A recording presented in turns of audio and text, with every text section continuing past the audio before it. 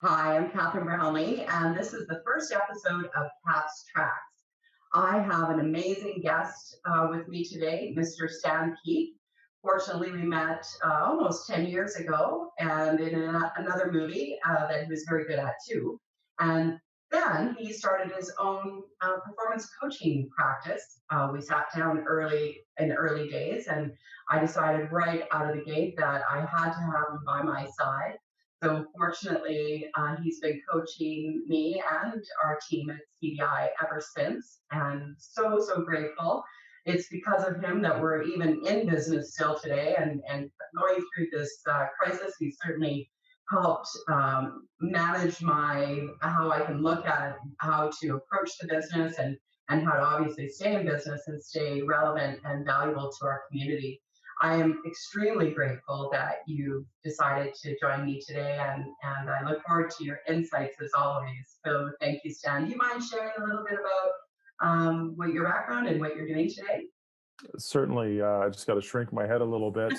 Thank you so much, Catherine, for that kind intro. You're far too good to me, and it's been nothing but a pleasure. Obviously, being a friend to you for the past decade, and having many adventures and working together. So very humbled and grateful to be here today. Yes. Background: I'm an entrepreneur. I've owned a few companies before I started this business.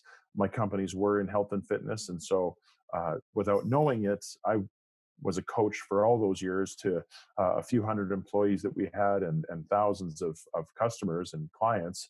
And that's my real passion, is lifting others towards their potential. Now the platform has changed. So I'm a certified executive coach, certified corporate facilitator, but the delivery is really about the same. It's about exposing people to and lifting them towards their potential. That's what I love. That's what I do all day long. And I just, I'm super passionate about it, as you know, and I'm very lucky to be able to work with people like you who are out there changing the world. So just over the top blessed and grateful to be here today. Oh, thank you, Stan, and thanks again for joining us. So, as mentioned earlier, we have a few questions that we'd love to share with you, or you will share the answers, I guess, with us. But I'll ask a few questions, and then if you wouldn't mind taking some time to contemplate and answer that. By all means. Wonderful. So the first question is one that I'm quite curious asking everyone is what has been the greatest challenge for you over the last couple of months specifically? Yeah, it's a great question. And, a lot of people would think coronavirus, and that's actually not the biggest challenge. The biggest challenge is fear. The biggest challenge in my business is fear, because when you look at the statistics, not to say that the numbers aren't still increasing, but less than 0.05% of the Canadian population has coronavirus. Okay. So of 36, 37 million people, we have less than 30,000 cases. That's not to belittle the severity of it. That's not to belittle any of those things. I'm simply sharing the distribution of the problem. Okay. The fear associated with the problem is what has been paralyzing for businesses. And that's what makes it challenging in my business, because to be honest, from this time last year, this month last year, my business is down 80%. So from 0.05% of the population encountering a problem personally, 80% of my business is down because of how much money remains on the sidelines, because of how many entrepreneurs and leaders are paralyzed in fear and not knowing what to do, which we're going to address in the next question. But the pointed answer to the biggest problem facing my business is fear, because fear paralyzes action. And when coaching works well, I help people understand their options and what's possible for them, and then take deliberate action and hold them accountable to the execution of those actions in order to see the results that help grow their business and improve their leadership. So fear gets in the way of that. Yeah, that makes sense. I've certainly seen a lot of that as well. It's unfortunate. I'm just grateful that we know each other and we've got a great group of positive, optimistic friends that keep us sane. So that's been great. Which, and I applaud your leadership there, because I know one of the things that's so important for people right now, and I'm probably jumping the gun, is to make sure you control your influences, control your mental inputs. If we're watching the news all day, looking at the numbers and the counts and the businesses, we can't help but get depressed. For sure. And right, and the interesting thing about the human brain and just psychology in general is that we have over 2 billion neurons. Okay. And I don't know about you, but my mind wanders sometimes. 2 billion neurons that have a constant blood supply, they're doing stuff all day. So they're going to notice things. A lot of times the thought just creeps in your head. But the point is, what we focus on grows. Yeah. So if we're focused on the problem, we notice more problems, and those problems seem more severe. If we can get to the place where we're focused on opportunities, lo and behold, opportunities grow. The circumstances did change, but our perception and therefore our reality changes, which is why the first thing I would leave people with before you even ask the question is choose your focus and choose your friends and influences wisely. Oh, I love that advice. Thank you for sharing that. So that will be one of your 3 things that you would like to leave with our audience. Exactly. The second thing I'd love to leave with your audience, when we talked about fear, is, and let's go back into the circumstances haven't changed. So coronavirus is very serious, but we can't control that. And as soon as we can't control a circumstance, we have to control our thoughts. Excuse me. A thought about a circumstance is going to inform our beliefs. A belief informs our emotion informs the actions we'll take, which creates our results. Yeah.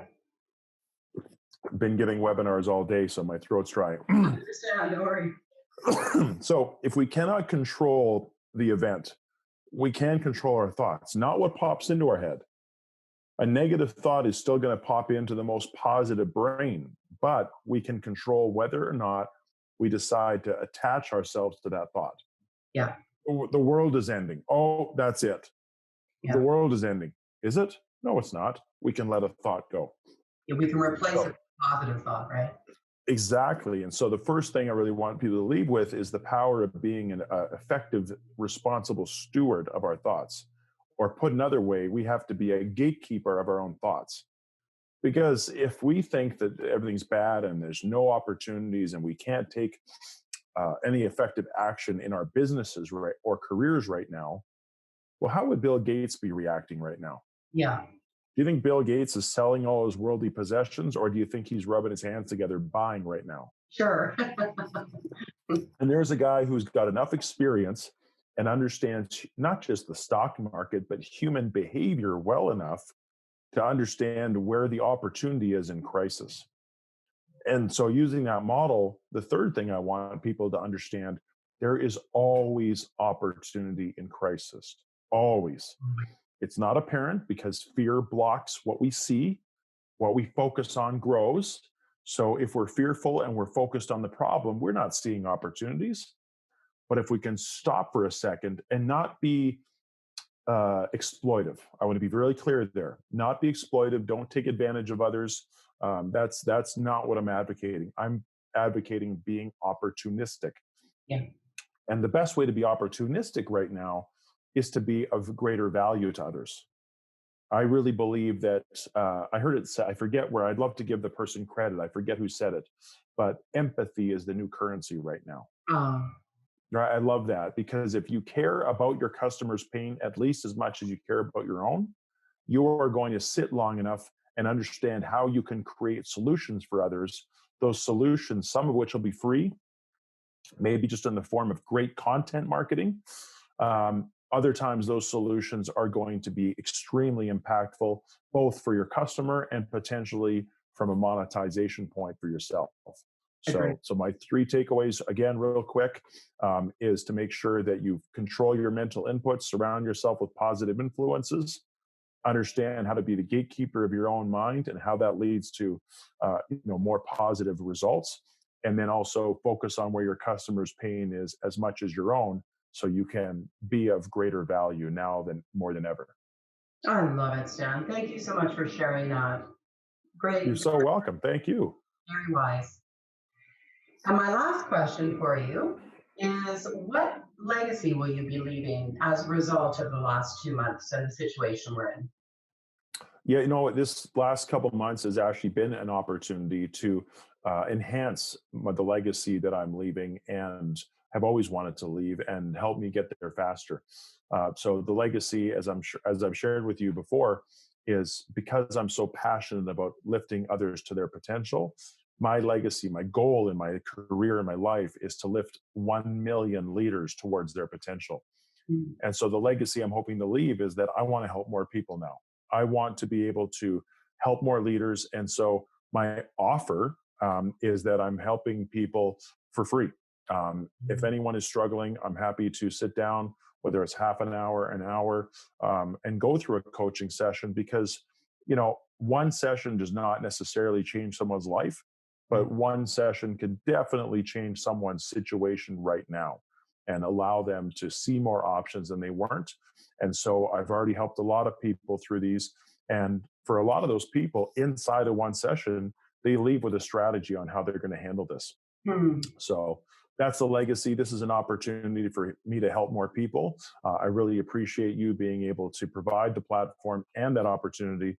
And we're both in business helping other businesses.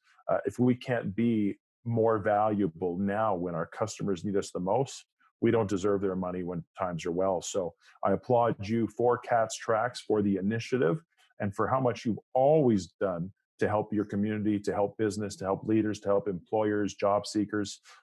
You're an inspiration to me and a mentor when it comes to, how much we can be of service. So I applaud you for the initiative.